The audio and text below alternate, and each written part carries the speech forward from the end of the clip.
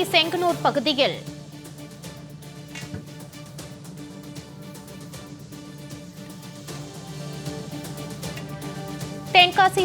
கிராமத்தில் சுரங்கப்பாதையில் மழைநீர் தேங்கியுள்ளதால் தனி தீவாகி உள்ளது. அண்மை செய்தியாக பார்த்து வருகிறோம். இறந்த மூதாட்டியின் உடலை ரயில்வே தண்டவாளத்தை கடந்து சென்ற மக்கள் எடுத்து செல்கின்றனர். அதன் நேரலை காட்சிகளை தற்போது பார்த்து வருகிறோம். மேலும் இது குறித்த கூடுதல் விவரங்களுடன் செய்தியாளர் செல்வராஜ் இணைகிறார். செல்வராஜ், இது குறித்தான விவரம். நிஷ்மா மாலதி, தென்காசி மாவட்டம் ஆழ்வார்குறிச்சி பேரூராட்சிக்கு உட்பட்ட செங்கநல்லூர் கிராமத்தில் உள்ளது. இந்த கிராமத்தில் சுமார் 300க்கும் மேற்பட்ட குடும்பத்தினர் வசித்து வருகிறார்கள். இந்த கிராமத்துக்கு செல்லக்கூடிய வழியில் நெல்லை செங்கோட்டை ரயில்வே சுரங்க பாதை என்பது உள்ளது.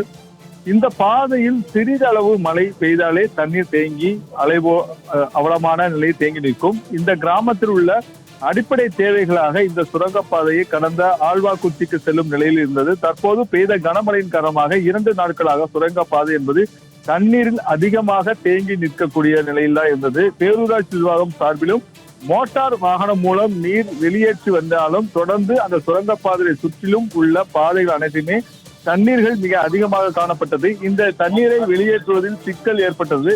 மேலும் இந்த கிராமத்தை தொடர்ந்து வெளியேற முடியாத சூழ்நிலையாகவும் இந்த கிராம மக்கள் இருந்து வருகிறார்கள். கிட்டத்தட்ட 105 வயதுடைய கனியம்மாள் என்ற மூதாட்டி ஒருவர் தற்போது உடல்நலக் குறைவால் உயிரிழந்துள்ளார். அவரது உடலை இந்த சுரங்கப்பாதை வழியாக தான் நேரடியாக அந்த கொண்டு செல்வது வழக்கம். ஆனால் தற்போது அதிகமாக தண்ணீர் இருப்பதன் காரணமாக அந்த வழியாக கொண்டு செல்ல முடியாமல் மிகவும் சிரமப்பட்டு பொதுமக்கள் ரயில்வே தண்டவாளத்தை கடந்து சென்றனர்.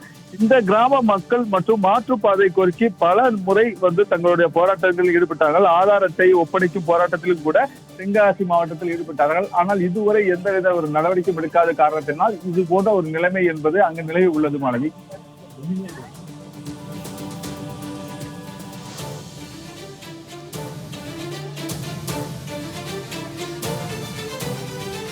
செல்வராஜ், கூடுதல் விவரங்களுக்கு நன்றி.